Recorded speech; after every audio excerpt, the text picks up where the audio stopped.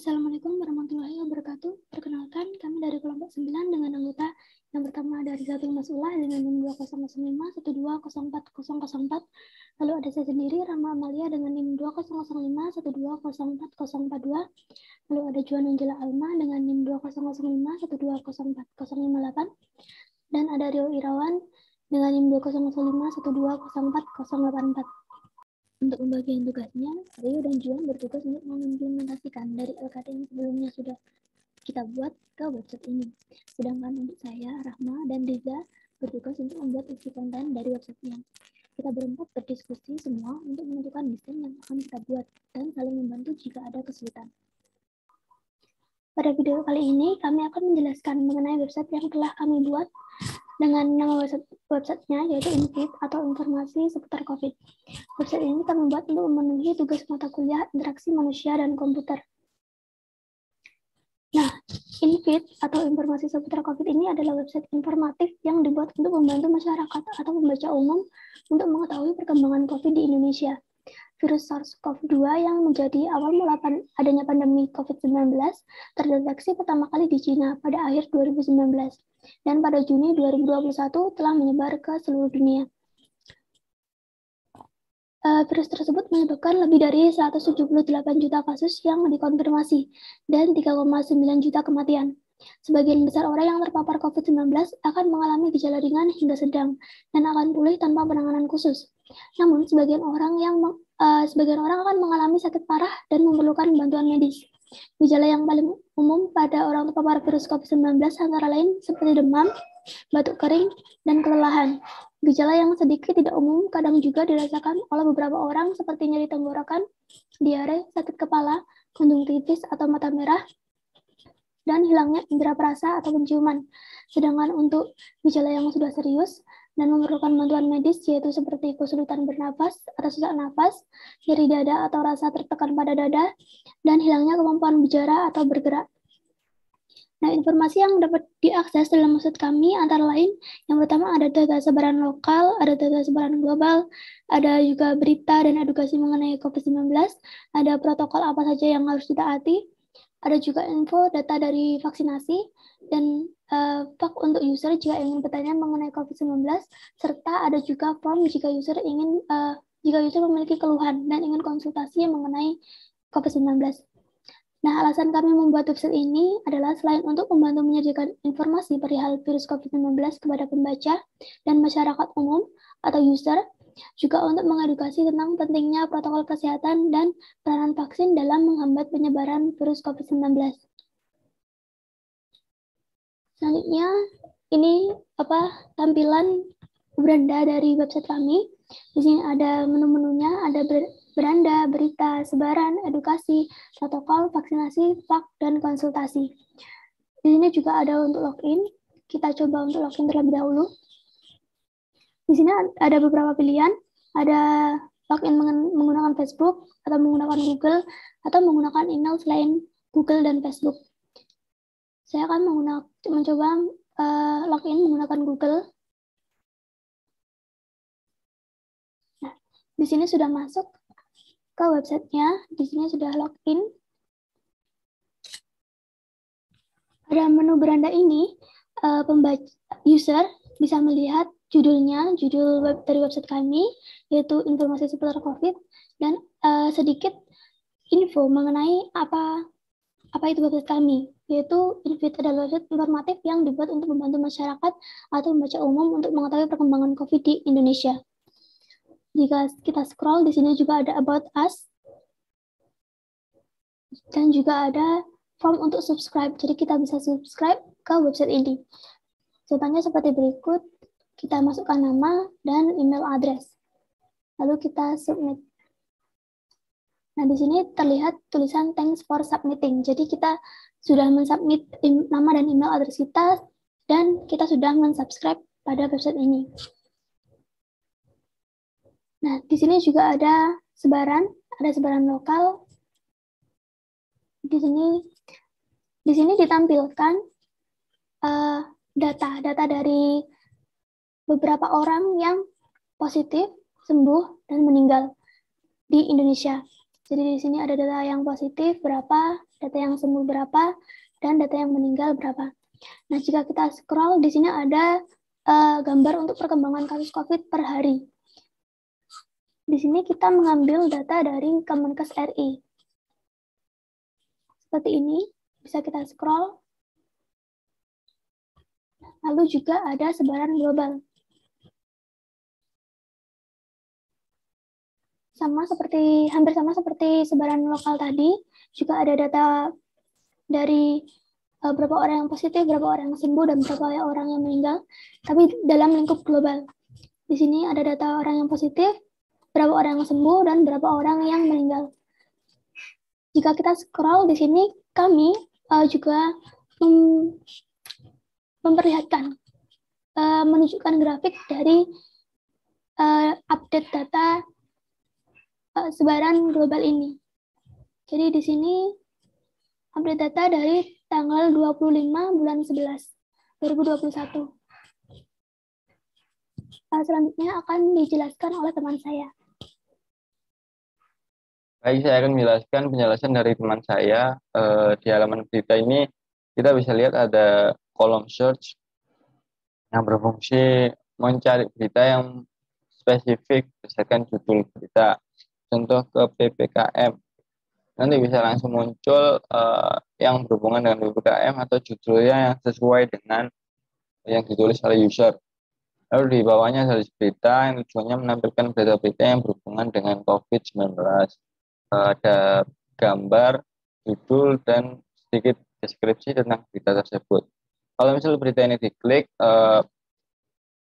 maka akan ditampilkan judul berita, terus ada tanggal update juga, ada gambar, ada isi berita. Lalu di samping kiri ada tombol share untuk share ke sosial media bagi user yang pengen nge-share. Lalu di sebelah kanan ada like, bisa kita like juga tanpa harus login ya harusnya. Di sini ada recent post. Recent post ini post-postan yang baru kita publikasi.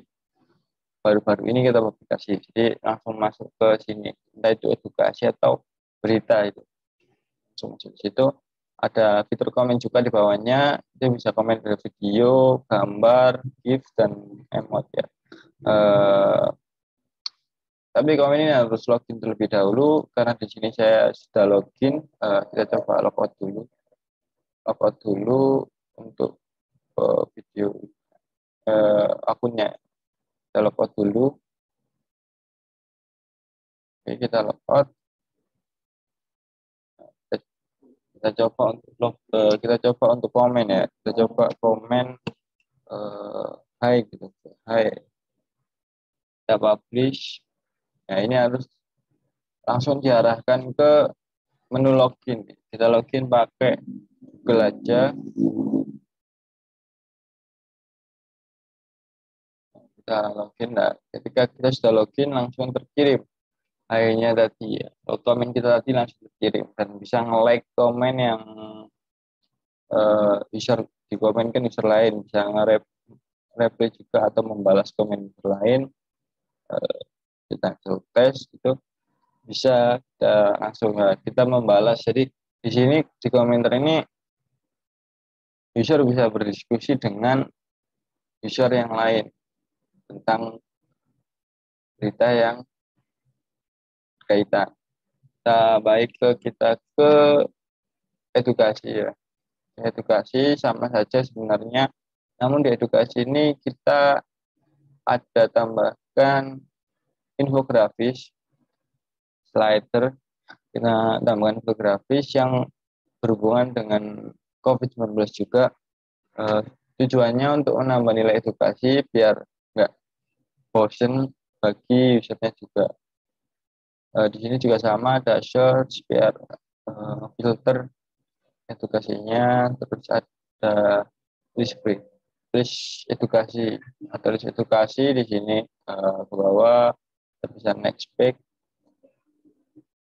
Kalau misal listnya ini diklik, ini ada sama juga seperti yang di berita ya, ada judul, ada gambar, ada isi edukasinya. Di sini ada juga tombol share, like juga ada, lalu ada komen juga. Ini recent post juga sama seperti itu. Jadi menampilkan post yang baru-baru ini dikirim. Sudah untuk penjelasan selanjutnya bisa dilanjutkan oleh teman saya.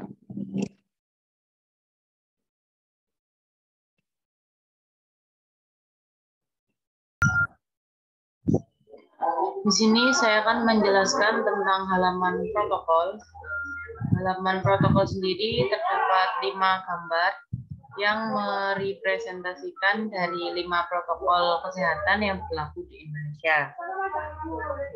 Yang pertama adalah memakai masker. Di sini ada gambarnya. Kemudian di sini terdapat info tentang betapa pentingnya memakai masker. Nah, selain info, di bawahnya jika kita scroll juga akan menunjukkan infografis seputar cara memakai masker yang benar. Jadi infografisnya seputar protokol kesehatan ini ya. Misalnya untuk menjaga jarak, kita klik saja gambarnya. Ini akan diarahkan ke halaman menjaga jarak, termasuk infografisnya dan juga info-info tentang betapa pentingnya menjaga jarak. Kenapa penting? Kemudian apa yang harus dilakukan.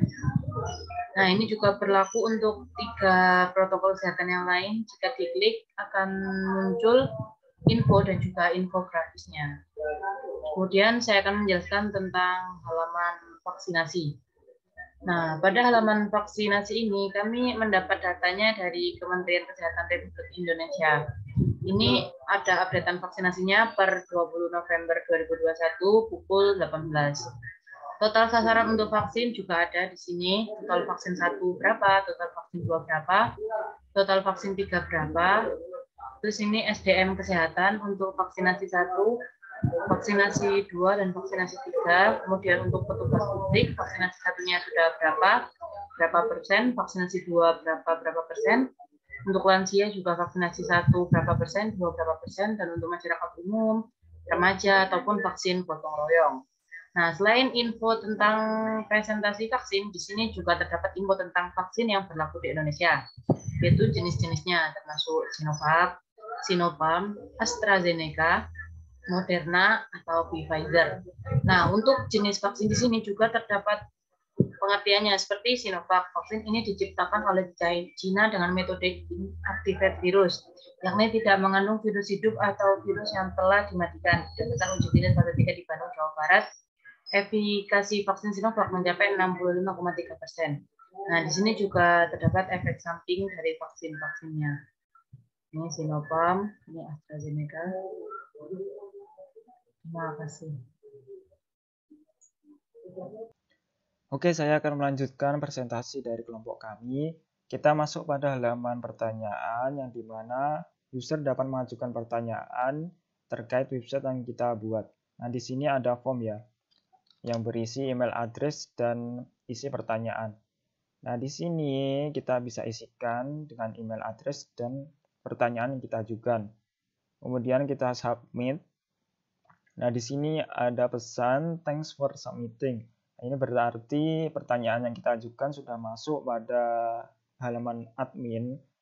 Setelah itu, oleh admin akan dimfilter apakah pertanyaan kita itu sesuai dengan website kami atau website Invite ini, sesuai atau tidak. Kalau sesuai dan pertanyaan itu cocok atau bisa menjadi referensi untuk user lain, maka akan ditampilkan di list ini beberapa pertanyaan terkait seperti ini. Nah, di sini ada pertanyaannya, kemudian jawabannya. Nah, kayak gini. Oke, mungkin seperti itu ya pada halaman pertanyaan. Kemudian kita masuk pada halaman konsultasi.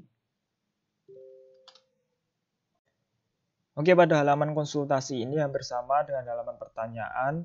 Bedanya pada fieldnya ya. Di sini ada banyak field, lebih banyak.